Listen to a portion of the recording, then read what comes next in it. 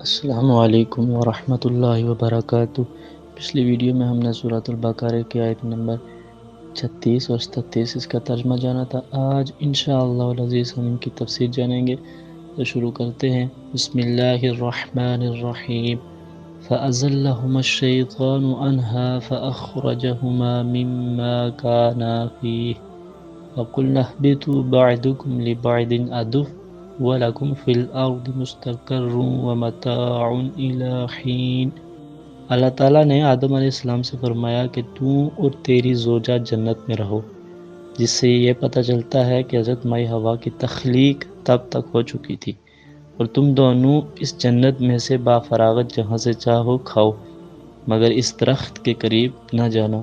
یہ ایک مخصوص درخت تھا، چونکہ اللہ تعالیٰ نے اس کا نام نہیں بتایا، لہٰذا ہمیں بھی زیادہ کھوج میں پڑھنے کی ضرورت نہیں۔ اگر تم نے اس کا پھل کھا لیا تو ظالموں میں سے ہو جاؤ گے۔ پھر ان دونوں کو شیطان نے پھسلایا، خود پھسلنا اور ہے اور پھسلایا جانا اور ہے، جیسا کہ سورۃ الاعراف آیت نمبر 20 اور 21 میں آتا ہے کہ اس نے پہلے وسوسہ اندازی شروع کی، پھر ان کے روبرو قسم کھا گیا کہ میں تمہارا خیر خواہ ہوں۔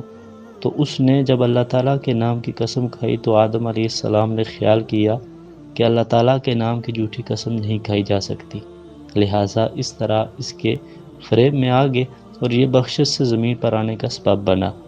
بعض حضرات کہہ دیتے ہیں کہ اگر آدم علیہ السلام اس درخت کا پھل نہ کھاتے تو ہم وہیں بخشت میں مزے سے رہتے۔ تو یاد رکھیں کہ آدم علیہ السلام کو خلافت ارضی کے لیے پیدا کیا گیا تھا، وہ نیابت آپ نے زمین پر فرمانی تھی، نہ کہ بخشت میں۔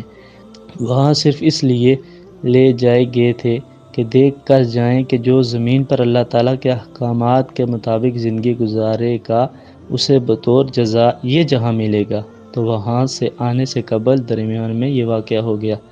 اللہ تعالیٰ نے فرمایا کہ تم ایک دوسرے کے دشمن ہو، چونکہ تم نے رہنا بھی زمین پر ہے کہ یہاں پر ہم ایک مدت کے لیے آئے ہیں، ہمیشہ کے لیے نہیں، اس لیے اس فرمان کو یاد رکھنا چاہیے۔